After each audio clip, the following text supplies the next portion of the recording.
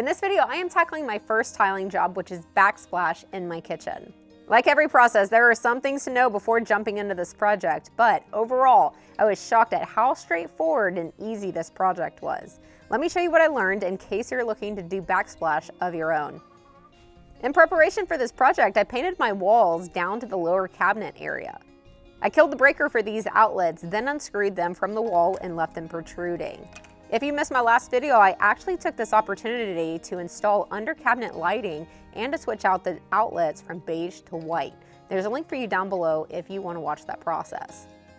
To start tiling, the first thing I did was hold up a sheet of my tiles on the far left, right, and roughly center of my area, then made a mark at the top of the sheet. I made sure to leave a space at the bottom here that matched the tile grout line. Now I could measure up from my countertop backsplash and get a gauge on how level everything was from left to right. I got lucky and only had about an 1/8 inch difference over the entire span. Next, I used a chalk line to pop a top line across the space.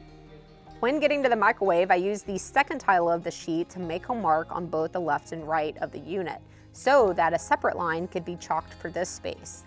The success of this project mostly comes down to straight lines, and a chalk line will always be straighter reference than any countertop. I ended up still using mostly my countertop, but it's better to have too many lines and not use them. Okay, and now for the step that fluctuates the most from job to job because it mostly depends on your exact setup. I'm talking about where to start tiling. So a lot of advice recommends that you find the center of your wall as your starting point and then work out from there. And the idea behind that is so that whenever you theoretically get out to both of the ends, you're gonna have even cutoff on the sheet of tile. However, in my case, this corner is far more important to me because it's exposed, it's where my coffee maker is, than that corner, which is covered up with a utensil rack. So I don't care about that side, I do care about this side. I thought about starting my full sheet of tile in this corner, but then I considered the window. This window is also important to me, and ideally the tile here and here would match instead of this mostly being a full sheet and this maybe being a partial. So now I found the center of my window. I'm gonna drop down, make that my start point, work left, work right. And so really the main thing to take away from that is there's not an absolute correct way to start. You can analyze your situation and setup and then go from there on where you actually start. Actually, a quick tidbit is don't forget math or just simply laying out your tile and then seeing how it's gonna look whenever it gets to something. Because again, this corner is still gonna be important to me. So you can see that I laid out the tile, worked this way, put a piece of tape so that I can see what it's gonna look like in this important corner. If I'm okay with it, which I am, I'm gonna go ahead and start laying tile. Since I chose my window as the starting point, I used a piece of tape on the sill to mark exact center.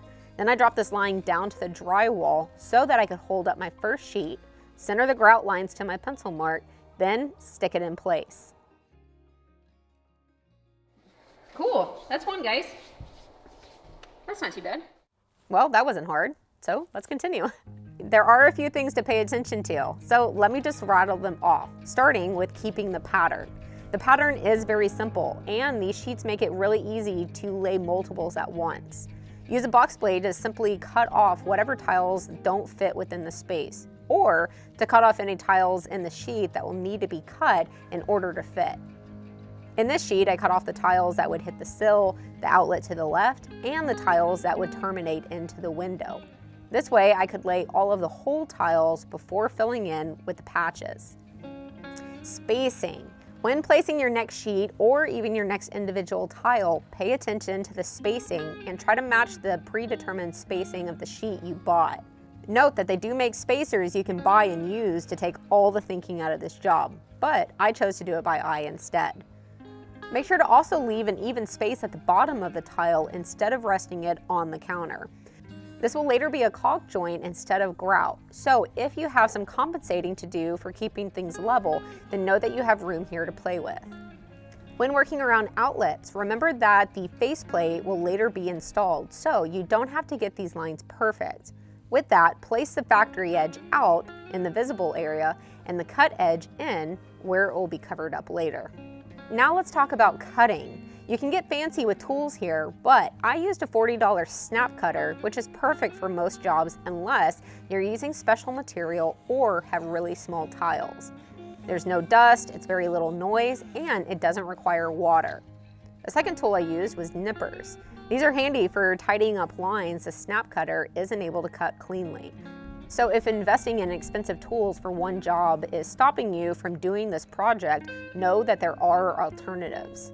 You'll see David there, who's actually the manager of the woodshed, but has multiple tile jobs under his belt. So he, 1, gave me the rundown on what to do, and 2, acted as my cut person so that I could just mark the tiles and stick them. Having a 2-person setup for this job really keeps it moving along.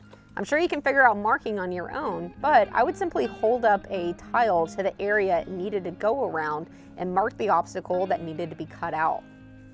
Make sure to compensate for the grout line. Also, a spare tile itself is a wonderful marking tool instead of having to pull in a square. Now, I skipped over talking about how to stick the tiles to the wall because I wanted to wait until I got to this open area to be able to show you more clearly. But now that I'm here, let's talk about mastic. This is the adhesive I went with to stick the tiles to my wall. I first applied it to the area by just slopping it on. Going heavy is just fine because the next step is to use a trowel to remove the excess. I used the notch side at a steep angle to scrape across and create lines. Note that you can go in any direction here, left, right, up, down, it's all fine. Once there are no heavy spots, you're ready to start sticking tile to it. You want to push the tile in strongly so that it seats evenly, which smushes the row of mastic into an even coating on the back. Mastic is easily cleaned up with water, so if you make a mess along the way, use a sponge, a rag, or even a foam brush to do some quick cleanup. An alternative to mastic is thinset. Now, thinset should be used for anything that will be around a lot of water, such as a shower or floor. You could use thinset for backsplash, but it does have a shorter open time, and honestly, for such a small area, mastic is widely acceptable and much easier to work with. Oh, when getting to the stove area, I screwed a ledger board, it's just a scrap piece of wood, to the wall to keep the tile from potentially slipping down. Okay, now let's talk about different check-ins. All along the way, you want to be checking your lines. It's very easy to get off slightly, but it looked just fine from the front.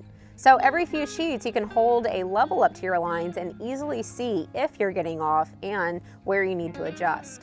Or another way is to look down the side if your setup has one available.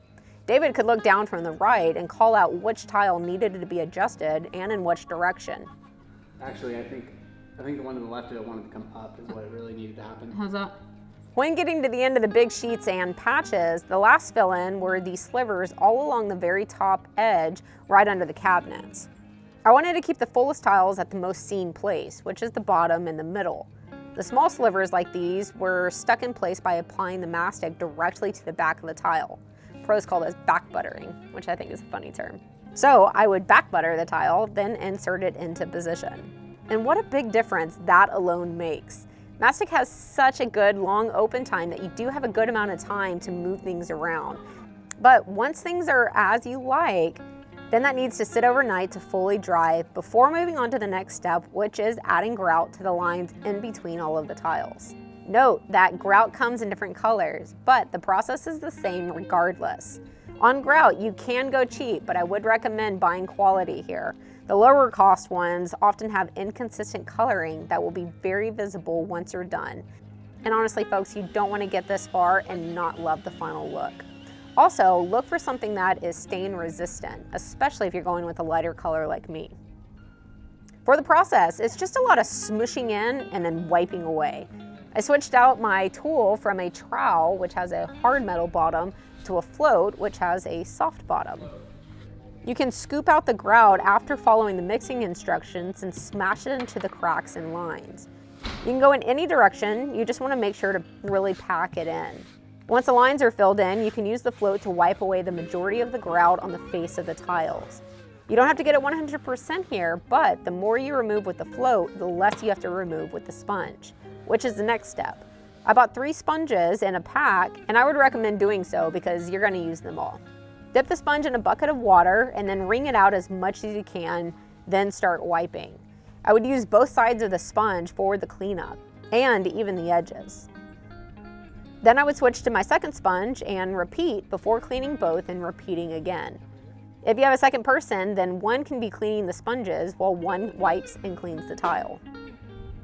You want to work in small sections so to not get ahead of how quickly you can clean off the tiles. If you see runs of water on the wall when you're wiping, then your sponge is too wet. If you can't wring it out enough by hand, then use a towel to dry it even more. Emptying out and refreshing your buckets of water will go a long way on helping on this step. Even after wiping really good, it's common after letting it sit and dry to see a kind of white haze develop on the surface. And this is actually called hazing. If you don't get it off now, it will be a nightmare later on. To get it off, I used my third sponge, which was untouched at this point, and used fresh water to make several passes to wipe the face once again. Then, after letting that dry, I came back with the dry sponge to do one final pass. This step is definitely a game of patience. I probably made 9, 10, maybe even 11 passes. Wipe clean, then wait and watch and repeat. After letting it dry and not seeing any haze develop, I started the final step of the process, which is caulking. When you purchase the grout for your tile, be sure to pick up the matching caulking color. All of the major brands have a variety in both. I recommend cutting a tiny hole and applying a thin line. You want to apply caulk anywhere you don't have grout. For me, this was all along the bottom where the tile meets the counter backsplash, all along the windowsill, and also on the top of the tile where it meets the bottom of the cabinets. Okay, and now I just screwed back on the faceplates and called this project a wrap. What a difference. This is a project I've been meaning to do for years, and now that I have finished, I can't believe I've waited this long. It was easy, it was fun, and I loved how much it helped the space come to life. I really hope that this video has helped you out if you have backsplash on your own to-do list. If you've been tackling kitchen projects, then be sure to check other videos I've made in this space, such as under cabinet lighting, and even easy upgrades such as this live edge wine rack. Before letting you go, let me thank this video sponsor real quick, which is Ariat. I'm born and raised in Texas, so I always knew Ariat as a high quality boot maker, and while I do have their boots in my closet, they are so much more than that. Ariat has been putting in a lot of effort into their workwear line built for women that is designed by women. If you've been following along, you'll already know that means pants that not only have functioning deep front pockets, but also side pockets that can carry extra tools needed for whatever job you're currently doing. They also have traditional work boots that definitely take the title as the most comfortable pair of work boots I've ever worn right out of the box. They also have a full lineup of button-up shirts that have some fabulous design engineering so that the shirt can move with you as you work instead of making you feel all constricted and tight. If button-ups aren't for you, they also have a great casual line of long sleeves that are perfect for my Texas winters in the shop. Regardless of what you're after, give the Ariat a look, as they always think about the fit, the function, and the durability in every item that they have. Also, you can get 10% off any Ariat order if you use the link down in the description. Big thank you to Ariat for supporting my channel and what I do. And of course, I have linked everything I've used in the video or mentioned down in the description below. I will see you in whatever I'm working on next.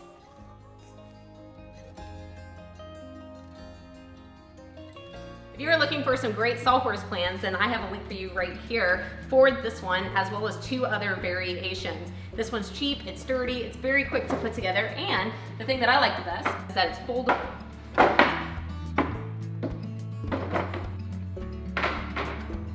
And it's collapsible.